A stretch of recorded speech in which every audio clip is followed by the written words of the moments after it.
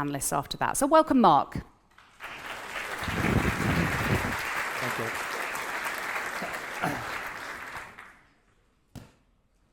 You get the magic clicker. So, good morning, everybody. We decided that before we got the panel of experts out here for everybody, I would give you a quick run through as to what the relevant rules are. And perhaps the best way to do this is to put yourselves in the shoes of an athlete. So you can imagine if you were tested, say, a month ago, which is perfectly normal. It's happened many times in your career. But today you woke up and you got an email, or perhaps you got a letter in your athlete's portal, and it says that you've failed the drugs test. You've given a positive finding. And it's for a substance that, you can't pronounce. You can't spell. You've never heard of. You've got no idea how this has ended up in your system. Imagine the sort of panic you're going to feel at that stage. Because everything you've worked for, people are now going to assume, if they find out about this, that you're a cheat. Worse than that, you're a doping cheat. And this could actually end your career. So you get a letter. It's called a notice letter. It comes from the anti-doping organization that's in charge of your sport. And it's not a charge at this time. It's a standard letter. It goes to every athlete in the same situation. Doesn't matter who you are, you get this type of letter. It's about 5 pages long. By the time you've read it, you probably feel a lot worse. So it gives you a warning that you've likely committed an anti-doping rule violation. So that's a violation of the anti-doping rules. It'll tell you which the rules are that are applicable to you. It'll tell you that the sample you gave has reported an adverse analytical finding. It'll tell you what the substance is. It'll tell you whether it's specified or non-specified. It'll tell you that a review board has already looked at your case and they think you've probably got a case to answer here. So it's going to assert a violation. And it's typically going to be that you've breached the rules because you've got the presence of a prohibited substance in your system, or you've used a prohibited substance. It'll tell you that the results of the event you were participating in have been disqualified. That may mean you're going to lose prize money. It may mean you're going to lose medals, ranking points. And it'll explain to you that you're going to get a potential period of ineligibility. In normal speak, that means you're going to get a ban. You're likely to get a mandatory provisional suspension. So your ban is going to start almost immediately. It's going to tell you what that entails, so what you can and can't do. It's going to tell you what your process is to appeal against it. So by when you can appeal against it. Now, if you don't appeal against it, or if you do appeal against it and you're unsuccessful, well, what happens to you? Effectively, the details of your provisional suspension are going to be published. So the world, the media, are going to know that you have failed a drugs test, and people will come to their own conclusions about you from that moment on. Now, the ADO that are prosecuting this case, they're going to want to note from you what's happened. Can you provide an explanation as to how that prohibited substance has got into your system? You're going to have probably 2 or 3 weeks to actually gather evidence to try and actually say what's happened and why and how. Now, you may deny the asserted charges, the asserted violation. You may admit it. You have the option to ask for an independent panel to hear your case. But you can also say, I don't need to have a hearing. I want to agree a possible sanction with my ADO. You'll be told to take legal advice. So imagine, after all of that, how you're feeling. You may have no idea how this has happened. This could be a contamination case that we're looking at here. You're going to see warnings of extremely serious sanctions, and these could be career-ending. Let's just try and unpick what the various sanctions could be. And the starting point is always to try and see what the prohibited substance is. Is it a specified or non-specified substance? So a specified substance is really the type of things that can be found normally in your system through medicines and through foods. So these are things that are likely to have been consumed or used for purposes other than the enhancement of your sporting performance. But athletes here are facing strict liability. So you have to be responsible for whatever is present in your body. No matter whether it got there with your intention or with your knowledge, you're responsible for it. So the very fact that you have a prohibited substance in your system is in violation of the regulations. And you could be starting at a 4-year ban. That's if the prosecutor, the ADO, can establish intention. So can they show that you undertook behaviours that were intentional, or that you actually took on risks that were likely to be seen as a violation of the rules, and you've manifestly disregarded that. Now, when it's contamination, the ADO might not try to establish that, or they may not be able to. They have to actually do it to the comfortable satisfaction. That's the burden of proof of the independent board. And if they can't do this, then the starting point drops to 2 years. And it's at that stage that the athlete starts to look at what we call the fault-based reductions. And what's very important to note here is that the athlete needs to be able to show to the independent panel how the prohibited substance entered his or her system. Without that, you cannot unlock these potential reductions that you can go further with. So if you want to look at the fault-based one, your starting point might be to look at no significant fault or negligence.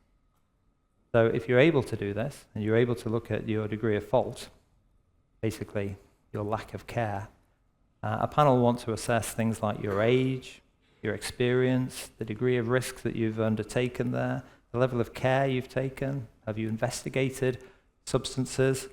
They want to understand the whole circumstances. And this is why you really need to know how the prohibited substance was ingested. But if you're able to fall within the no significant fault or negligence, a panel can assess your level of fault, and they can reduce your ban from 2 years down to as low as a reprimand. It may well be somewhere in between. Now, as an alternative, you may be able to argue that actually you bear no fault or negligence. Now, WADA, when they put together the code, said this is for extremely rare circumstances. They give a couple of examples. So it would be things like sabotage by a competitor. But really what you're looking at here is that the athlete has absolutely no idea how the prohibited substance has got into their system. And they have no reason to suspect that they've even taken or used a prohibited substance. So another example is water.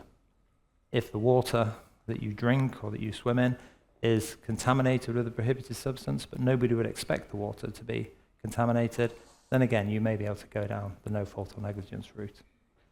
But WADA were quite clear in setting out that in their comments that actually it shouldn't cover things like mislabeled or contaminated vitamins or supplements. An athlete is supposed to take some responsibility for actually doing some research around supplements or vitamins that they take. It doesn't cover acts by your entourage. So if the prohibited substance was administered by your personal physician or your trainer without telling the athlete, that's not supposed to be no fault or negligence. That would go into no significant fault or negligence. And if there's sabotage by your spouse, well, that isn't supposed to be no fault or negligence. It might just be being married. You can open other reductions as well. These are around things like substantial assistance, where you might actually give information about another athlete you're aware of that's been doping, and you may get time off for that, but not particularly relevant in things like contamination cases. And again, prompt admission is probably not as relevant here. But say it's a non-specified substance, the more serious substances in reality. These are substances that are less readily available. You're less likely to see them in the system of an athlete. So we're talking about things like steroids, EPO, hormone or growth modulators. So here, the starting point is 4 years, but the burden shifts. It's now on the athlete to actually establish that the violation was not intentional.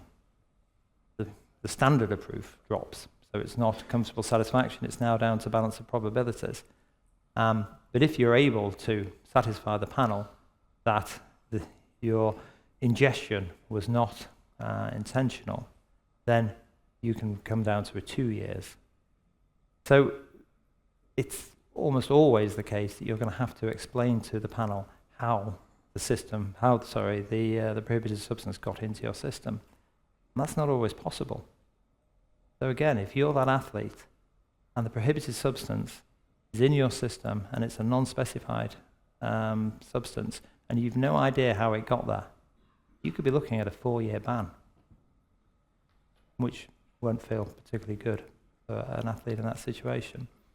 But if you can get it down to the 2 years, if you can establish how it's got into your system on the balance of probabilities for the panel, then you can unlock those fault-based things, reductions. Slight difference here. If you can show that it's a contaminated product, then you can access the 2 down to 0 range. A contaminated product, well, it has to be a product that's been through the manufacturing system, and effectively the prohibited substance is in that product, but it's not on the product label, and you couldn't discover it by a reasonable internet search. Then you can have your fault assessed by the panel, and you can be between 2 and 0. Otherwise, you're between 1 and 0, where your fault's assessed. Again, you can go down the no fault or negligence route. It's important to note, though, even if you can get your ban down to 0, you've still committed a violation. You will still be known as somebody that has breached the ADR. So we saw Sinner, for example, got his down to 0, but he's still referred to by many in the press and by many fans and by some of his competitors as a drugs cheat. He did commit a violation. Now, it's not just contaminated products, though, is it, that we see? You can get contaminated food. Prohibited substance can get into the food chain, which can go into people. We can see environmental contamination. I've already mentioned water contamination. But you can be in a room, you can touch something that's where the prohibited substance is, and it might get into you. There's many different ways that you can be contaminated, person to person. I guess the most famous case would be the Gasgate case, where he bumped into, literally, a lady called Pamela in a nightclub and kissed her. Unbeknown to him, she was a cocaine addict and a cocaine user, and he ingested cocaine through that kiss. You can have hypothetical contamination. So your sample, how it's collected, how it's stored, how it's transported, how it's tested, if there's any departures there, they may have led to contamination. And contamination is such a hot topic now because of the improved testing that we see. The testing now actually gives results. They can find, through their testings, they can find levels of nanograms, which is 1/1000th of a gram, picograms, 1/1000000000th of a gram in a milliliter. But how do you tell whether you're seeing the end of a proper doper, someone who's cheated to get a sporting performance enhancement, but they did it a while ago and all that's left in their system is just a nanogram or a fraction of a nanogram? Or you're seeing somebody who's totally innocent, who's just been contaminated, and what you're seeing is, again, the same reading, just a fraction of a nanogram. That really is the problem. How do you actually decide? So what does WADA try to do about this? Well, it has brought out some stakeholder notices. It's brought out some, effectively, decision limits or reporting levels. Call them thresholds, is easier. So it started with clenbuterol, which is used in many countries around the world to actually, in the cattle feed, to actually improve cattle and to make them more juicier for your steaks. So if there's a trace below 5 nanograms per milliliter, then the ADO must investigate before they charge. So what's reported is an atypical finding rather than adverse analytical finding. And in 2001, they extended that to 3 other meats as well. And they also brought in some diuretics. So we're already starting to see reporting levels for certain prohibited substances. So if you're below those levels, which can come from contamination, then it's not a violation immediately. And we have a WADA code change coming up in 2027. So WADA tend to put their draft code out into the public domain in advance, and they ask people to comment on it. And there's a couple of small changes there.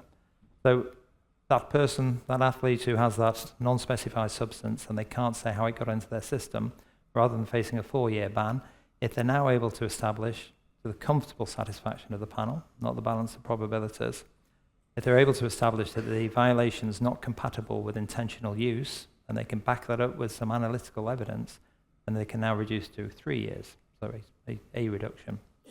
But perhaps the biggest change we're going to see is the definition of contaminated product changed to contaminated source. So that widening of the definition is going to bring in contamination through food, through drink, through the environment, through contact with other people, through contact with objects touched by other people. As long as, where there's physical contact, you have no reason to suspect the other person is used or possesses or been exposed to a prohibited substance. If you can do that, you can access that fault reduction of 2 down to 0 years.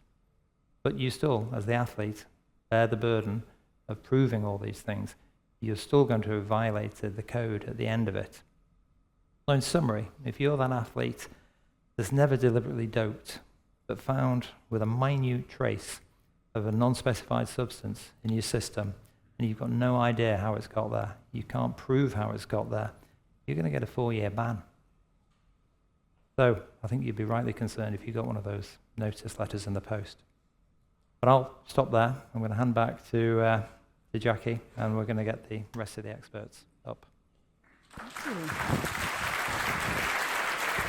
Thank you. Sit on the second one. Thank you so much. Well, Richard Harry has excelled himself again this year in terms of fascinating topics for debate. There are lots of questions in there, Mark. There are lots of variables, and we're going to now drill down into those and try and get some answers and different perspectives from different people from within this world. We've heard from Mark. Now we'd like to welcome on stage Anna Torstensson from Sweden, who's been a legal advisor at the International Equestrian Federation for almost a decade. She's worked with a wide range of organizations on various sports-related disciplinary and anti-doping issues. She has an ombuds role in anti-doping matters and has appeared as counsel before CAS and other sports tribunals. Welcome, Anna.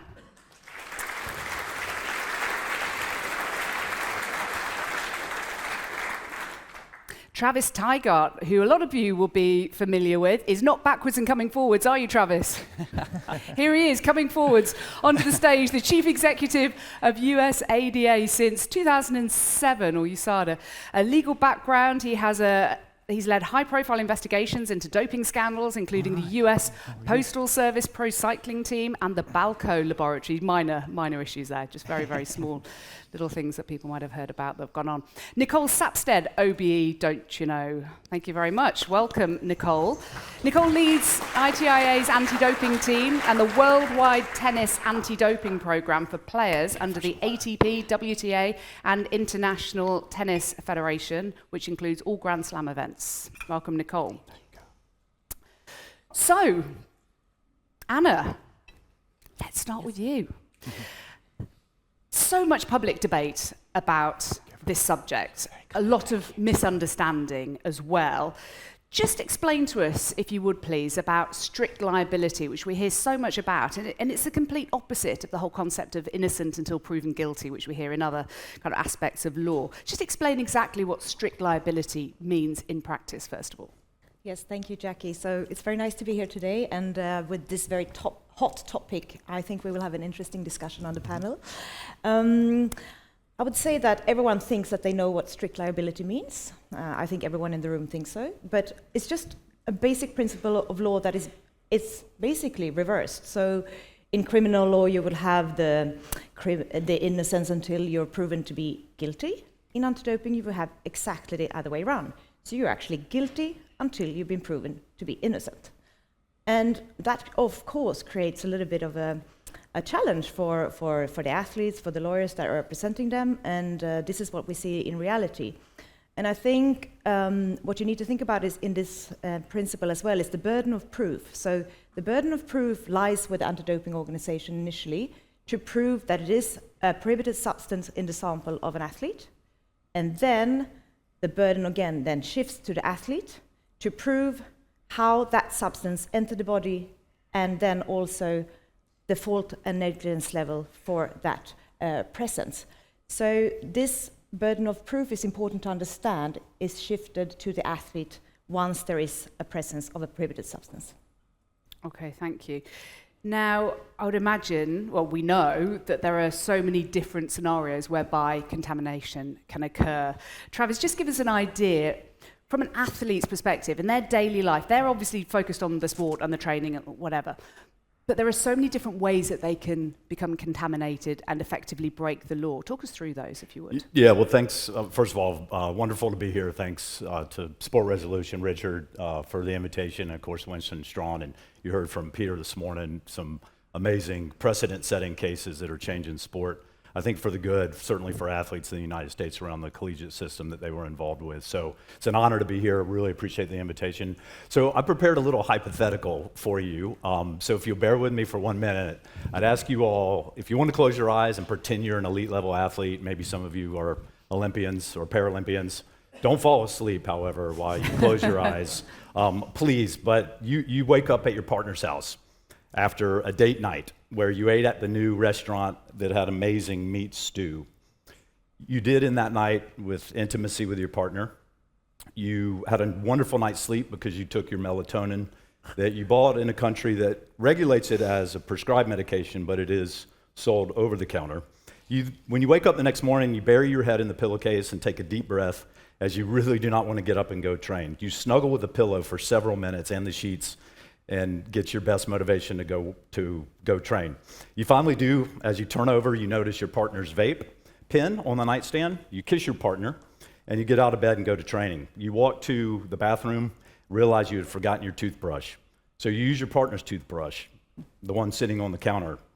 Given it's going to be sunny that day, you put on your sunblock. You also remember your agent told you you have a photo shoot, so you use your partner's eyelash enhancer. You did bring your medications, which are prescribed, and you've been using them for years. You don't even need a TUE because there's no prohibited substances in them. You then go into the kitchen, you eat a poppy seed muffin you see sitting on the counter. You take a glass out of the dishwasher and you fill it up with tap water from the faucet. You do see cocoa tea sitting in the refrigerator, but you know that you have to avoid that. You then cook your eggs. You then grill and cook your grilled chicken. You then see a blender that is in the cabinet. You pull out your whey protein, make yourself a protein shake because you know it's going to be a tough training day. You're done with breakfast, but you realize now on your way to training that you forgot your neoprene hamstring sleeve. You remember your partner's roommate is actually a coach, so you ask them if you can borrow theirs. It's in decent shape, but clearly has been used. Now your partner, as you're headed out the door, yells at you to remember to give the dog its medication because your partner's best friend is disappointed that the dog is incredibly sick and will not eat. On your way out, and finally, your partner's roommate shakes your hand, gives you a high five. I don't know if you know the term, dabs you up, but dabs you up, very popular for athletes in the United States at least. And you remember they have terrible eczema, but that day their skin felt somewhat smooth, not greasy, but somewhat smooth. So ask yourself, how many potential anti-doping rule violations? If you think it's 0 to 10, raise your hand. If you think it's 10 to 20, raise your hand. All right, so I didn't count the cocoa tea, I didn't count any whereabouts. I'll throw out the toothbrush. While that's been a defense, there's argument that it hasn't been proven. I'll throw out the dishwasher. However, there are two cases, one out of Australia, one out of Canada, where a dirty, contaminated glass through the dishwashing process contaminated another glass that was then used that caused a low-level Osterine case. And that gets you to just 21 cases, and that doesn't include a whereabouts case, by the way. I didn't even reference that. So, point being, to be an elite athlete today, you almost have to live in a bubble.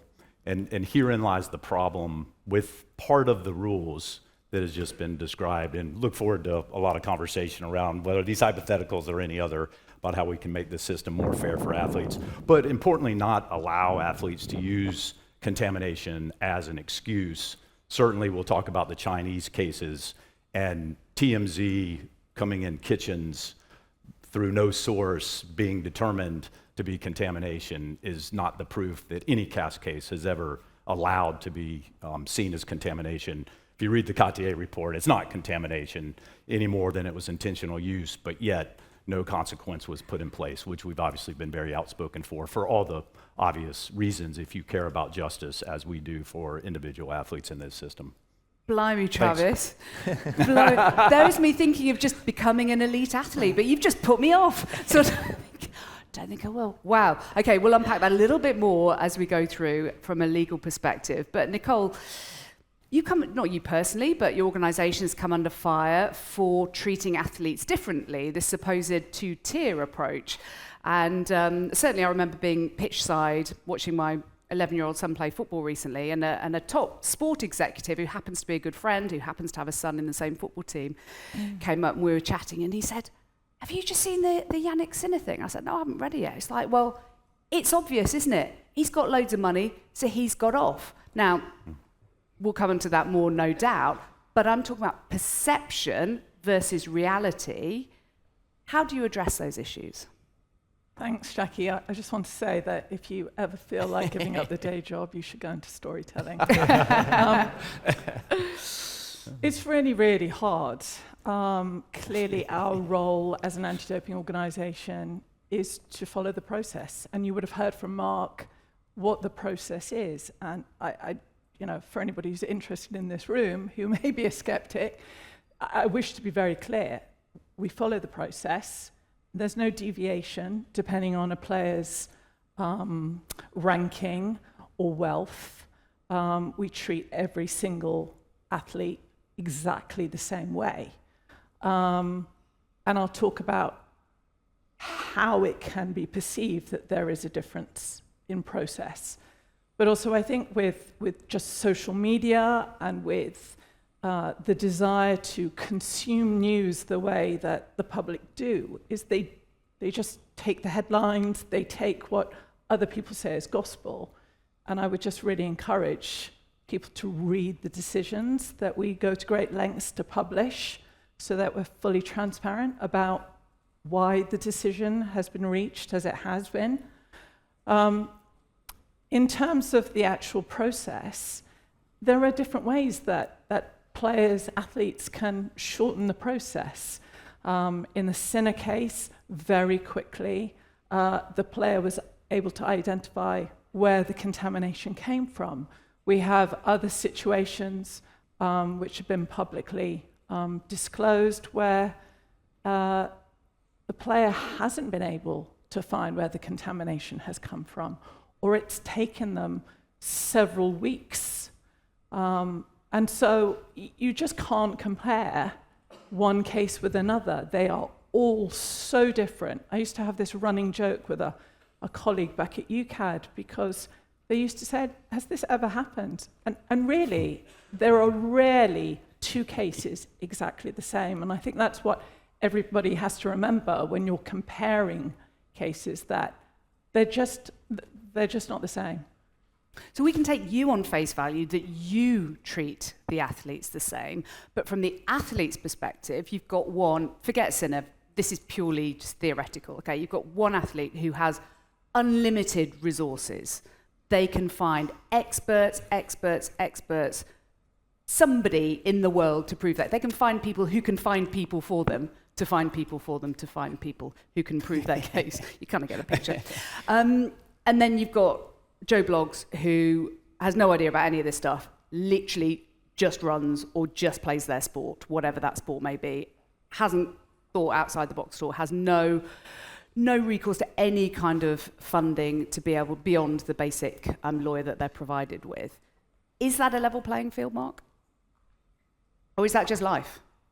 Well, there is an aspect of it just being life. Yeah, I mean, I think it is reality. You know, you can look at different ways to defend yourself in these situations, and one is you can throw as much money as you've got at it, and if you've got more money, you may be able to, access a more seasoned lawyer that can help you. But I think there is a lot of things within the system, a lot of ways that the system tries to help athletes who may be our lower rankings. I mean, we've already heard today about the sports resolution pro bono system. If you go to CAS, you can get CAS legal aid. You can go to, I know there's a number of sort of the player organisations, unions, player associations that are in the room. Quite often, if you're a footballer or a cricketer or a rugby player, you'll go to your association and they will be able to help you with a lawyer. They may be able to help you with funding to actually get experts to defend yourself. So there is help out there, but you've got to be realistic. If you're the best in the world at a certain sport, then yes, I suspect you and your agents are going to go and find lawyers immediately to come and act for you. What's your take on that, Travis? Yeah, a couple points. One, I would compliment Nicole, ITIA, and of course Mark, I think was if I have it right, was the arbitrator in the center case. And look, contrast that with what happened in the 23 Chinese swimmer cases. They followed the rules. They put in a mandatory provisional suspension because it was a substance that required one. The rules allow for an appeal of that within a 10-day period, which the athlete did. They then had an arbitration where all the evidence was presented and it was challenged and questioned, and a fair and very reasonable decision came out of that decision, out of that process, which we all then can debate and discuss. Transparency was adhered to. Again, in stark contrast to what happened with 23 positive tests from China for TMZ, which does not show up in kitchens, that were literally swept under the carpet. No appeal was taken. I think where you see the outrage by athletes, it's hard to imagine. And look, this is my last example in the hypothetical I went through, where they dabbed up their roommate of the partner on the way out the door. Us in anti-doping know that there is a cream in Italy where you can buy it over the counter that contains low levels of cholesterol in it. And that can cause a very minute trace if someone uses it and then literally shakes the hand of someone else. There's scientific papers. We've known that for several years in anti-doping, and we've seen these cases. Where I think athletes have an incredible problem with the system is those rules that would say when someone touches you that used a prohibited substance, you had no notice, no intent, no performance enhancement, and yet you're still being brought forward on charges of a doping violation. And it's an inconsistent system, I think, from a rules perspective, that we could change the rules, treat a case like that, still report it, but don't treat it as an adverse analytical finding, term of art, or a positive test.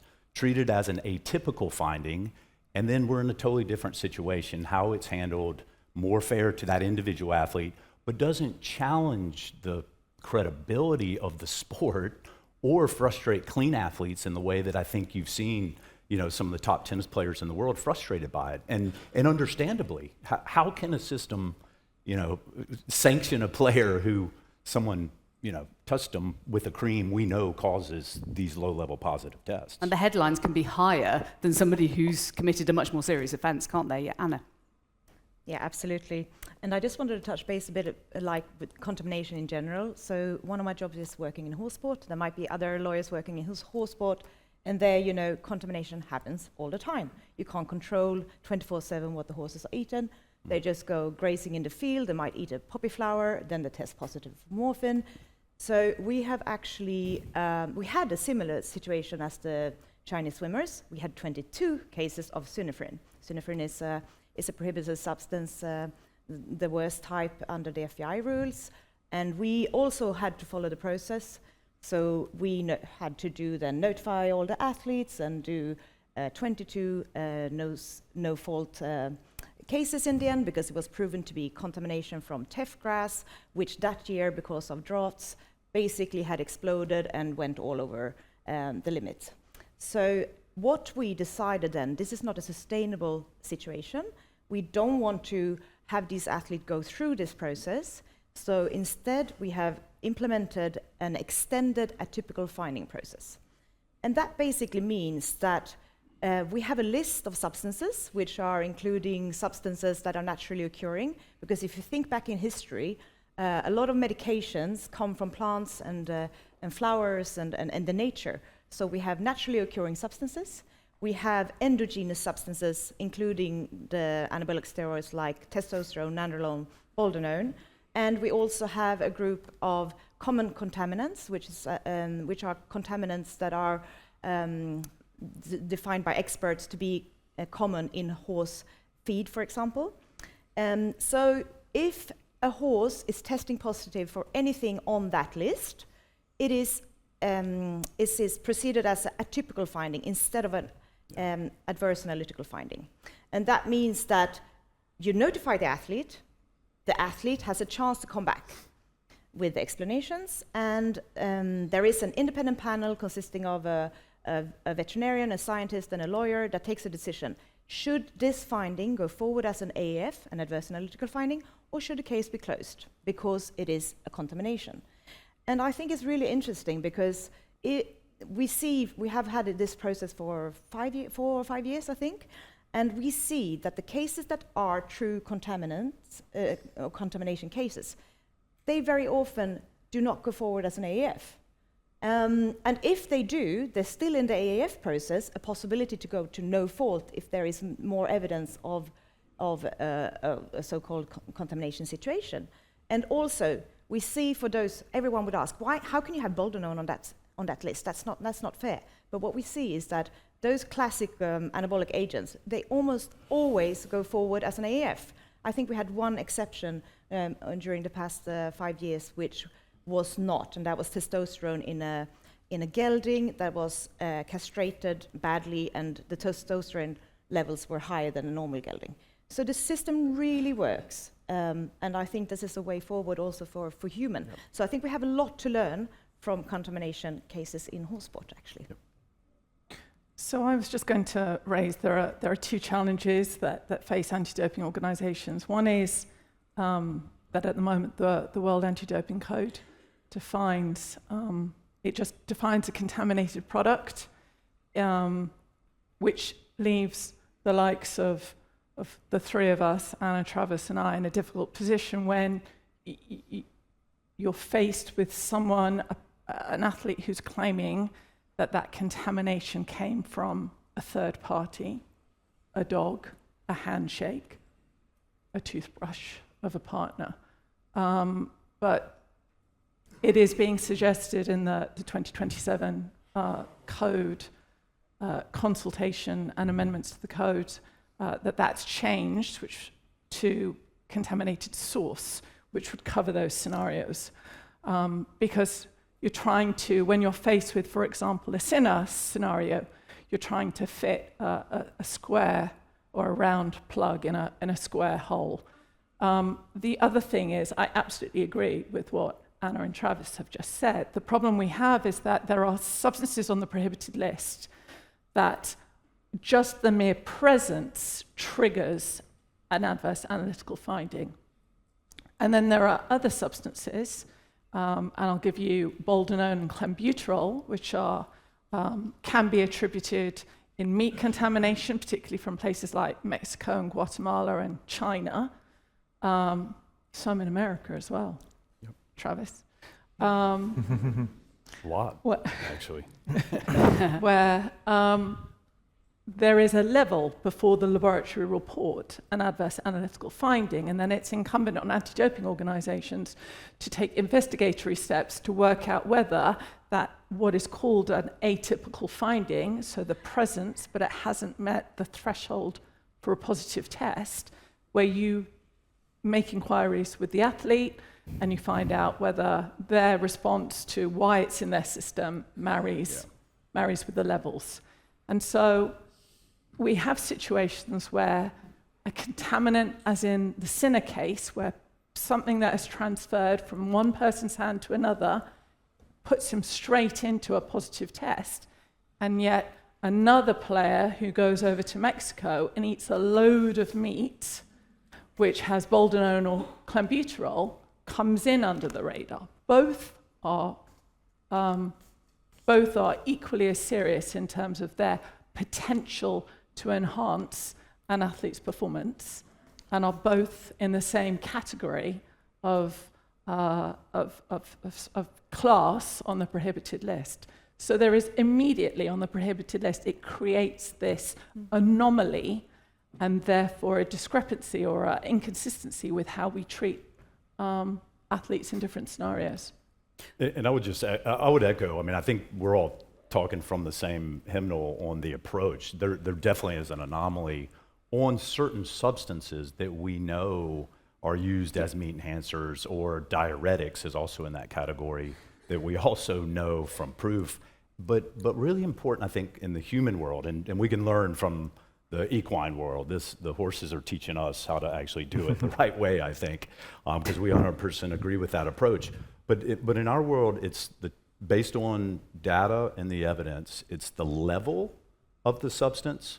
So we're, for clostebol, for example, which is the center case, we're not talking 3 to 5 nanograms, which is still a pretty low amount, right? We're talking, he was, off of memory, 50 picograms or less, maybe? And we've had Ostarine, a SARM, which again is a 4-year sanction, 5 picograms. And so I think it's incumbent upon us who oversee this system to say, wait a minute, because the labs have gotten so good, and I've heard it's 1,000-fold ability to see lower amounts and smaller amounts in the urine, because our labs have gotten so good, regulation generally, whether it's meat, whether it's over-the-counter medications, whether it's supplements, vitamins, whatever it may be, are causing these. And I actually don't really like the word contamination. I think that is a subset of the bigger issue, which is innocent source-caused positives. We have athletes who are completely innocent, never intended to cheat, took the utmost care, which is the standard you heard from Mark earlier, and yet they're still testing positive, and they're looking at a 4-year sanction unless they, and for most of the hardcore substances, unless they can prove the absence of intent. And you can only imagine after the fact, proving the source, which is not a technical requirement, but there's only been a handful of CAS cases that have allowed the absence of intent to be proven without the source being proven. But you can imagine 3 months out, let's say 6 weeks after your positive test comes in, that terrifying notification letter, the panic sets in of what supplements, what medications, where did I get a massage, who did PT on me, what weight, I worked out in the workout facility here, and there was another gentleman without a shirt on, and it's near the pool, and everyone's sweating on the machines, and it's like at some point we know, I mentioned intimacy.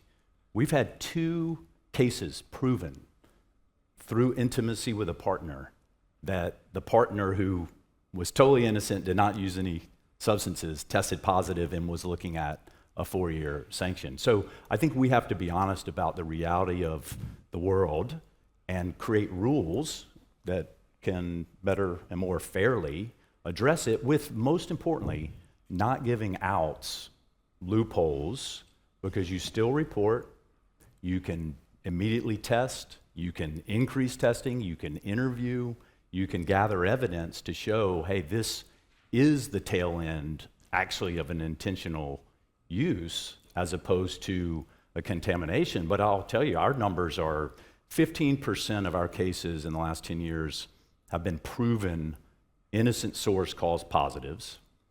We've had another probably 30 to 35% where the athlete has claimed, and it's in the realm of possibility, meaning it's a low level and a substance.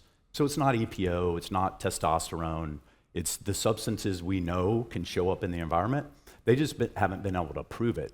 So, and we know the proof problems that I referenced earlier. So I think we have to look at the system and the amount of time and money, but also the harm.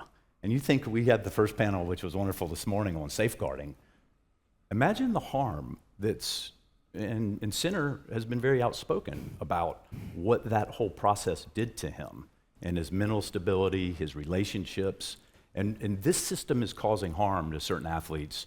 I said in 2018, it's like sending lambs to the slaughter, and we have to get this fixed for this system to have credibility and trust of athletes, or it's just simply going to implode on itself.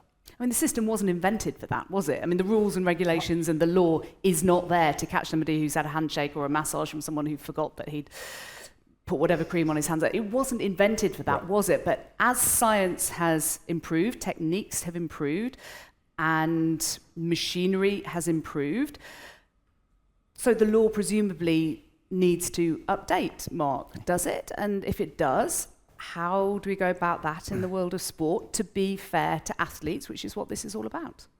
Well, it is trying to update. I suppose we can see there are 2 minor changes that I referred to in the in the draft 2027 code that's coming out. But I think most people would look at that and say that's not really going to fix this problem.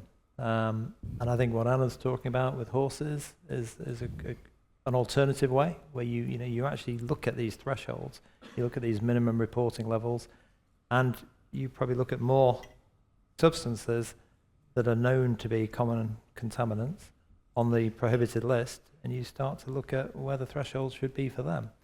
I mean, this is what I think we see in the UFC in America. So we see there that they have it's not just 3 or 4 meat contaminants, it's not 6 diuretics, it's a whole host of other common prohibited substances where they're now bringing in reporting levels. And if the test result is below that reporting level, then instead of it being a strict liability case, it's now over to the anti-doping organization, USADA, in America, to actually investigate. Yeah. So it's an atypical finding. You're not charged at that stage.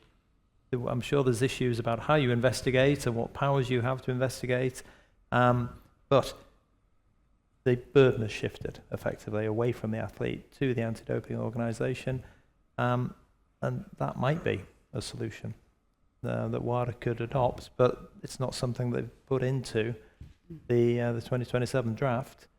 Maybe they've got the intention to bring out more stakeholder notices in the future, I don't know, but I think the UFC model is a really interesting one. And how terrified, Nicole, are athletes and tennis players in your case of being found guilty of something that from their perspective is entirely innocent? They feel that they've done what they need to do, that they've been advised to do as they've become professional athletes, and they've still managed to test positive, or they've seen somebody that has. Come back to the Sinner thing, they've seen the headlines, they've seen what it's done to his career, but there are lots of other cases as well. How does it affect them on a day-to-day basis when they're trying to be the best they can be in their sport, which is hard enough? It's been really interesting for us because we've seen a big uptake of players asking questions about supplements and about contamination, which is great because for us it's all about educating players about their responsibilities, their rights, and the things that they need to do to minimize their risks.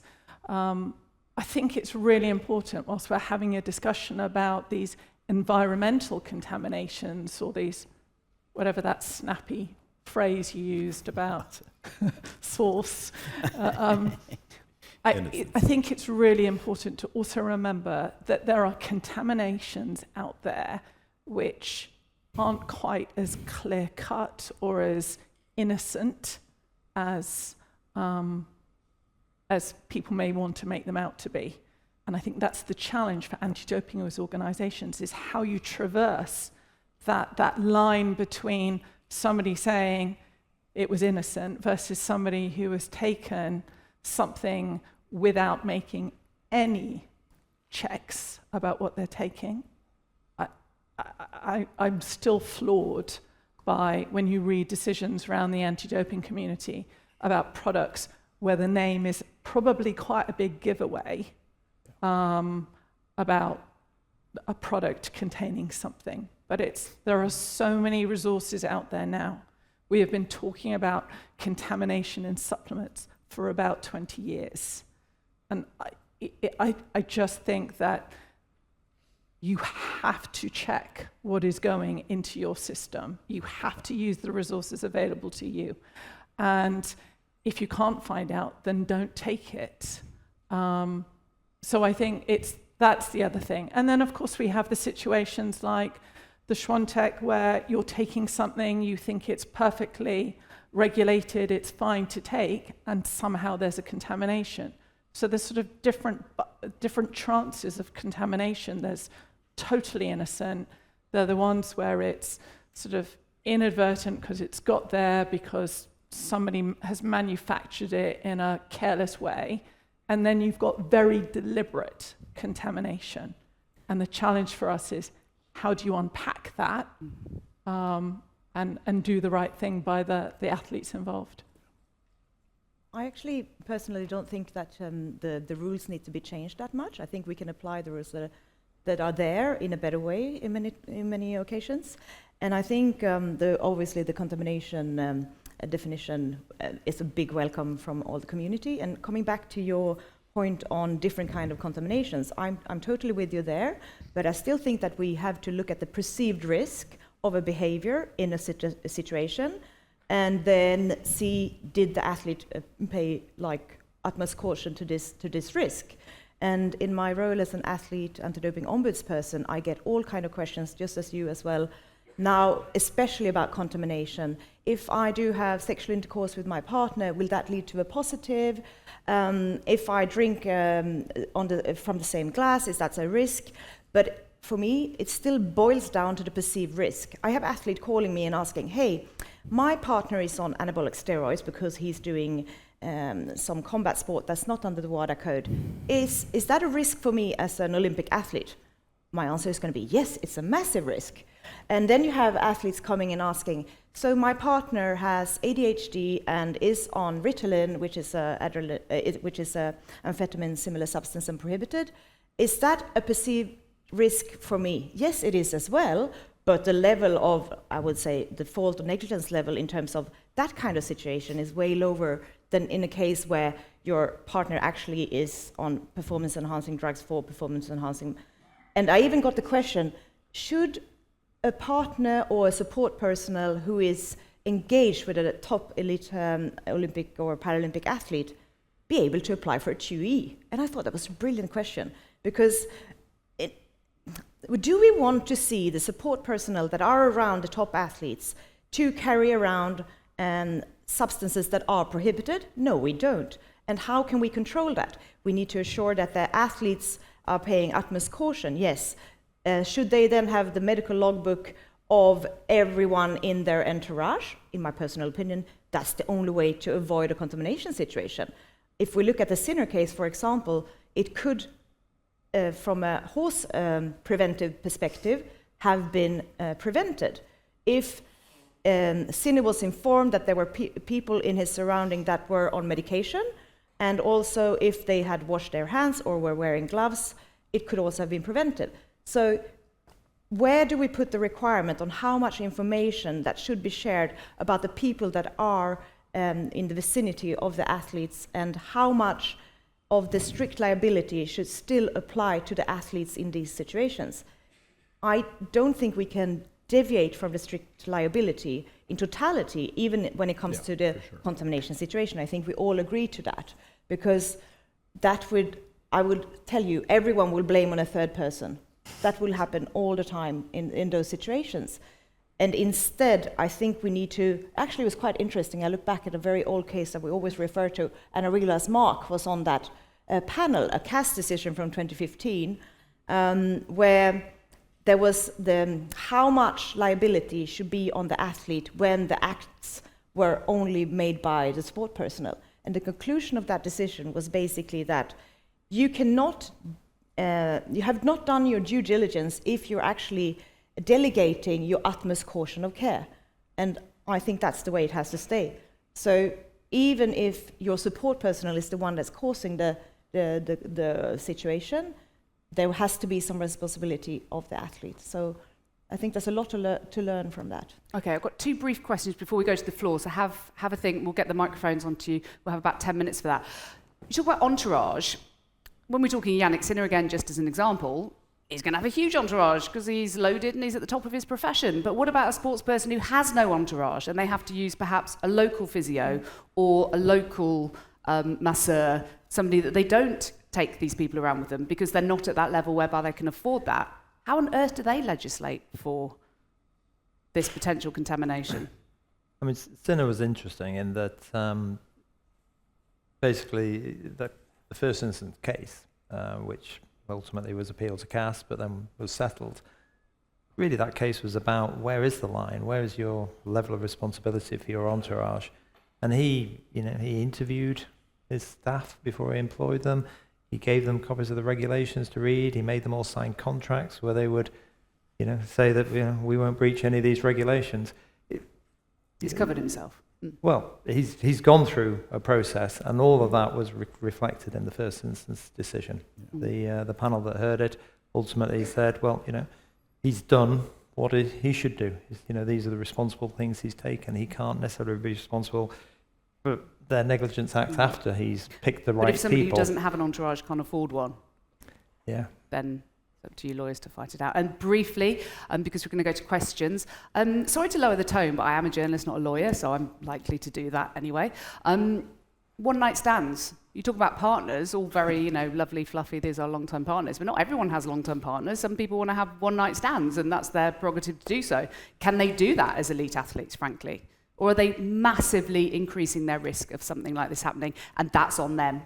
Your risk is the evidence, isn't it? So with Gasquet, he kissed a girl, and he managed to, get her to come and give evidence to say, yes, I'm a cocaine addict, I use cocaine, I kissed him in this nightclub. So if it's a one-night stand, are you going to be able to go and find that person again? But I know it's amusing, but and that's the problem. Realistically, if somebody literally wants to go and have a one-night stand, they don't see them again, they didn't get their LinkedIn details and start hooking up, they didn't get their mobile phone number, they literally had a one-night stand because, frankly, they felt like it.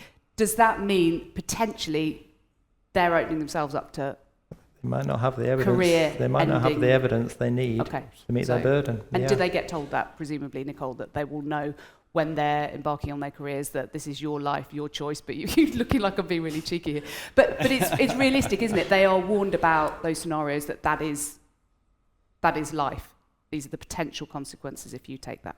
I'm not sure any anti-doping organisation gets into that kind of explicit detail. No, but it's realistic, isn't it? I'm like, about to laugh a little bit because it's so pathetic that we're having this conversation. And of course, unfortunately, I think based on the cases we've seen, Gasquet included, watch out who you kiss, watch out who you have intimate relationships with. And to tell that to elite level athletes, I think is a pretty ridiculous world we're expecting our athletes to live in, which is why we're pushing to try to change these rules to make it more reasonable and fair. The onus is always on the athlete.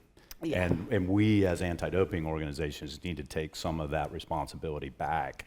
And I worry how many of the intentional cheats are actually getting away because we're spending so much time and resource on the cases that end up being someone kissing someone at a bar in the middle of Paris, I guess, if I remember the facts of Gasquet, right? Pamela.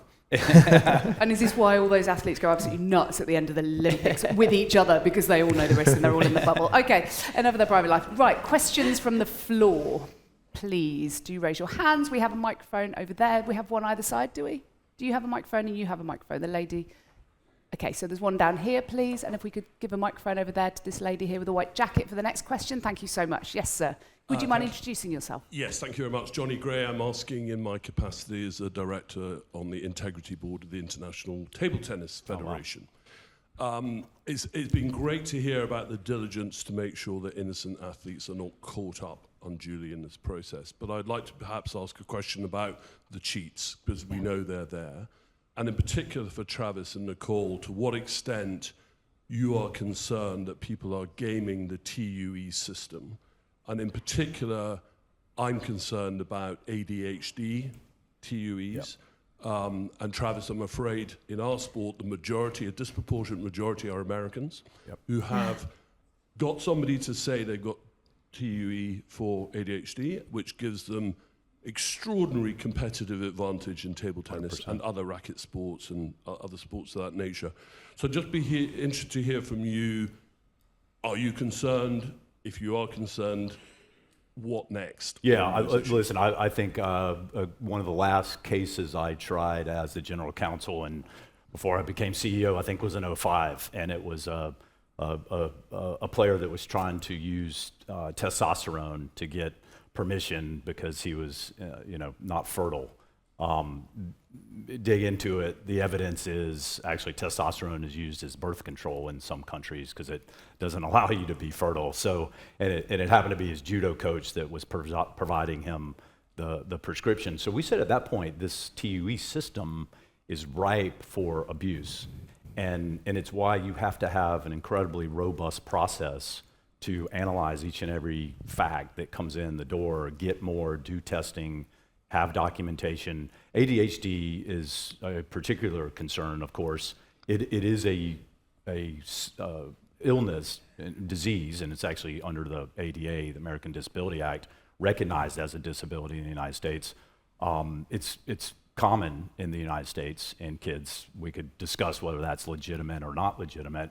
Australia, I think similarly, it's so it doesn't surprise me at all that you're saying you see some from the US. I'd be curious if you're seeing some from some of the other countries that recognize it. I think here in Europe it's not all that recognized. But we have an incredibly detailed step process you have to go through to get permission. But even if there's some American bias, let's say, because it's a illness that we see more regularly or our TUE panel members see more regularly, as you know, both the Tennis Federation and WADA look at those applications and also have the ability to reject those applications or appeal those applications. So I think when the system is run well and robustly, to be fair and to ensure the criteria in the TUE system is honored and there's proof that it's acceptable, I think it works. The alternative, and Russia, during the height of its state-sponsored doping scheme, had no TUEs for any athletes. Is the alternative to throw out all medications for athletes? I don't think so.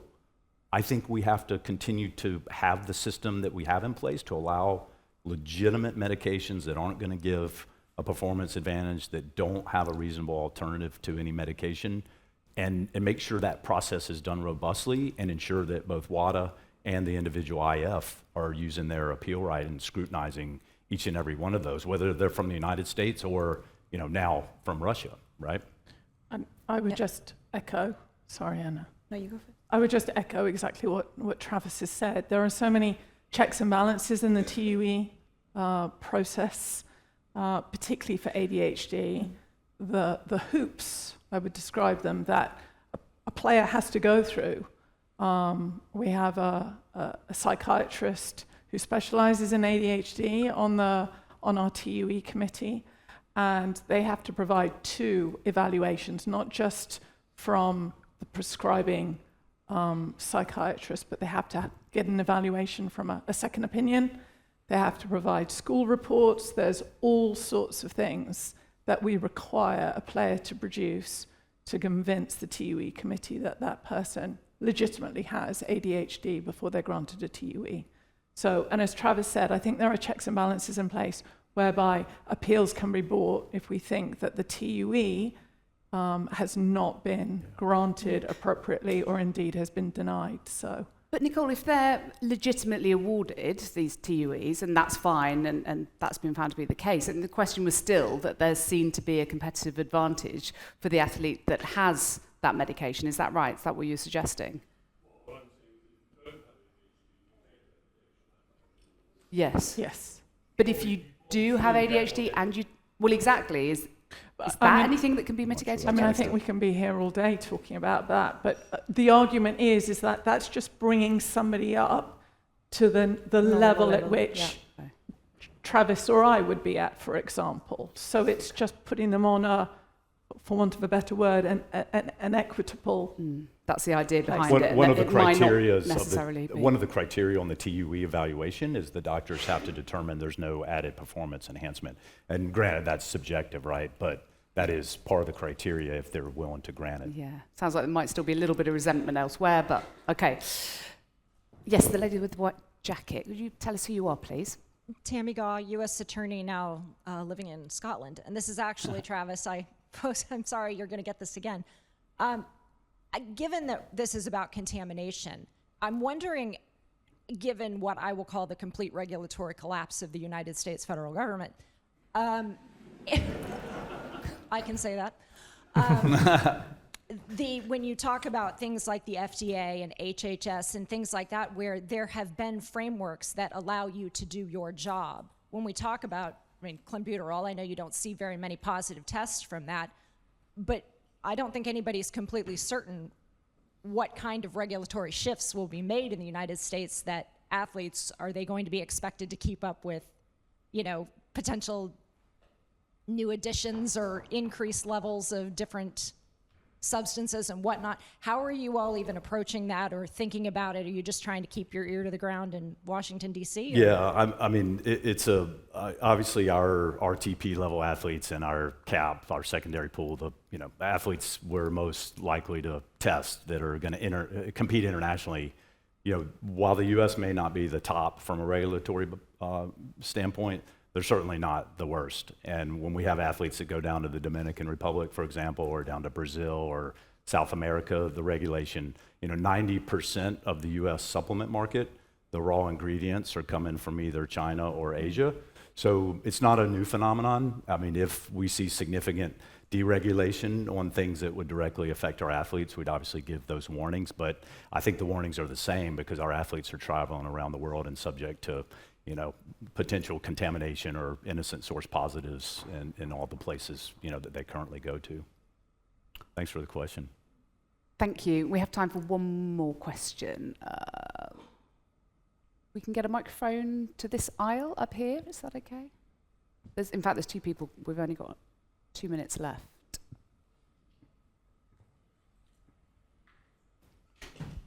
Thank you.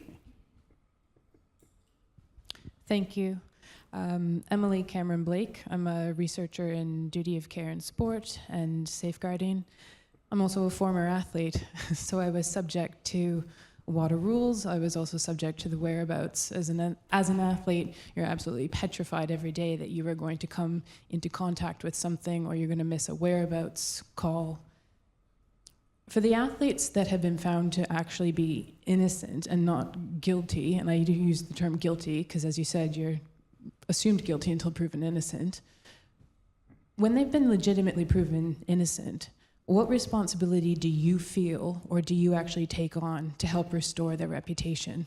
Because even just the accusation of doping, 100%.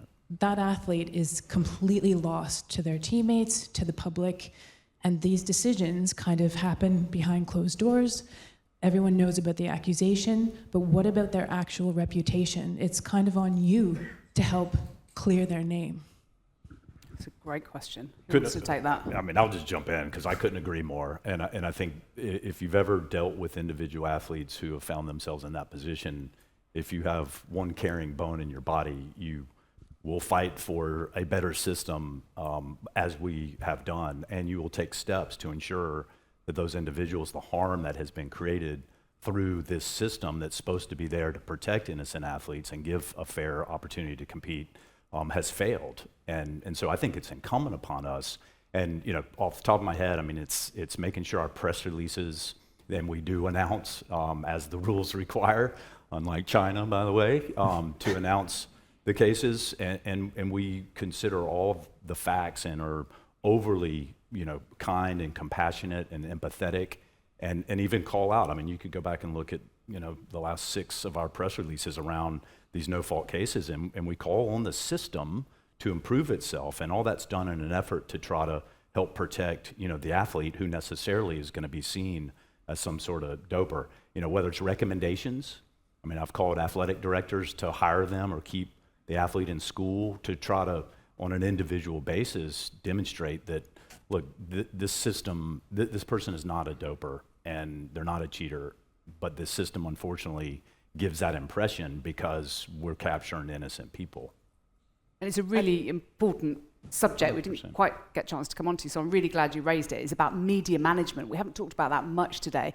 Communications people in this situation, so important, even if it's arranging interviews for those athletes on high-profile television programs, so they get a chance to actually talk through the situation of what actually happened. Because as we know, and the sport executive I was telling you about pitch side at the football was like, did you see what happened? We can't believe he's got off, blah, blah, blah. The headline sometimes is all that people see. And I know that's not your business. You know, legal people deal with the legality of it, but media and comms people have a big role to play to make sure that the people who have been found to be not guilty, who haven't met the criteria, and who very innocently have been caught up in it, have their reputation restored. Is that fair, Anna? Yeah, I think so. And I think the anti-doping organization has a really big responsibility, or the IFs, a really big responsibility in this, to firstly publish when they suspend someone, and then if that suspension is lifted, then they publish that and explain the reasons why. When there's a final decision, the more publication we have, even if you're at no fault,